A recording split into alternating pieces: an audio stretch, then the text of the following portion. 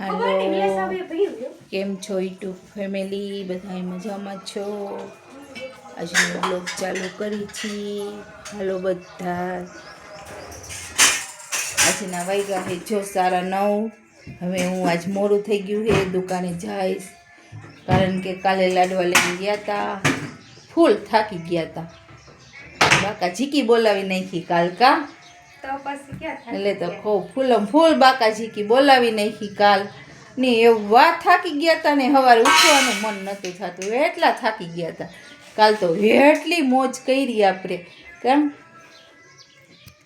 બહુ મજા આવી ગઈ હો. હાલો, આજના વાગ્યા 9:30. હવે જો આપણે નાસ્તા પાણી કરી કમ્પ્લીટ થઈ ગયા છીએ અને હવે જઈશું દુકાન. હાલો, દુકાનેથી આવ્યા ઘરે.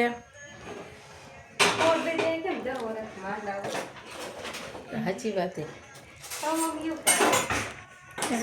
માંડવી ફોલાવી દીધી મને.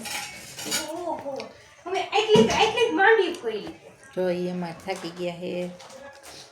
ઘરે આવ્યા દુકાનેથી, હવે જો જમશું બધાય નિરાતે.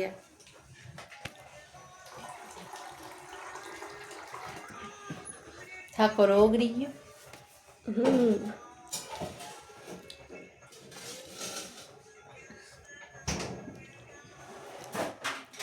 વિડીયોમાં શું બોલું એમ થઈ ગયા ને તમે.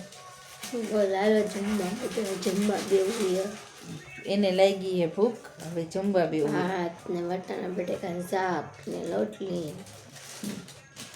આજે ની વટાણા બટેકાનું શાક, ભાત ને રોટલી, પાપડ ને અમારો ડેલીનો સલાડ. કા એ બનાવ્યું તો માંડવી ફોલી જશે ને થોડાક દી માંડવી આવશે. માંડવી ફોલવી જશે ને થોડાક દી માંડવી ફોલીને બીપ કરીને પછી રાખી દઈ. કા બીપ કરીને રાખી દઈ તો રાચિલ, તમારો તો કોક દી પરિચય દ્યો બધાયને. તમે ક્યાંથી છો ને એમ? એ ગોંડલ છે. ગોંડલથી છો? પિયર ગોંડલ, સાસુ રાજકોટ. પછી પછી બસ જો ગોંડલ જ રહેતા હોય, કોઈ પણ જોતા હોય તો એ ગોંડલના છે. અને ગોંડલ આગળ કયું ગામ? પાચિયાવદર આગળના છે. એમને વાડી છે, વાડી વાવે છે. એના પપ્પાનું નામ રમેશભાઈ છે. કા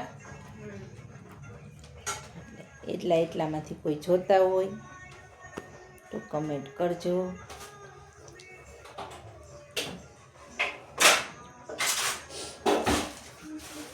ઠાકરો લાગે છે ને કાલમાં એવું થાય. હવે કામ નથી કર્યું મેં તોય તો કામ ન કરી તો કઈ નહીં, ઠાકરો તો લાગે જ. તો આજે તો એને એવું થઈ ગયું હતું, ખરેખર તમને સાચું કહી દઉં, આજ તો એવું થઈ ગયું હતું મારે યુટ્યુબ જ મૂકી દેવું છે, રાખવું જ નથી. આજ તો એવું જ થઈ ગયું હતું. બસ આજ તો એવી ઈચ્છા થઈ ગઈ હતી કે યુટ્યુબ છોડી દીધું. કોણ જાને કે ખબર જ નથી રહેતી, આઈડી લોઝમાં જવા માંડી હતી તો કીધું યુટ્યુબ જ બંધ કરી દો, હવે નથી મારે બ્લોગ બનાવવા. પછી આ સમજાવી કે મમ્મી એવું નથી કરવું, તારા કે કાયમ જે બ્લોગ જોતા હોય એ રાહ જોઈને મમ્મી તારી બેઠા હોય, એટલે એ કે આપણે એવું ન કરાય, એવું તો હાલ્યા રાખે યુટ્યુબમાં, અને આપણે કાયમ બ્લોગ તો બનાવશું જ. કા કાયમ ઈ બનાવશું, ચાલુ છે તો કહું એવું તો હાલ્યા રાખે કે મમ્મી. કા તો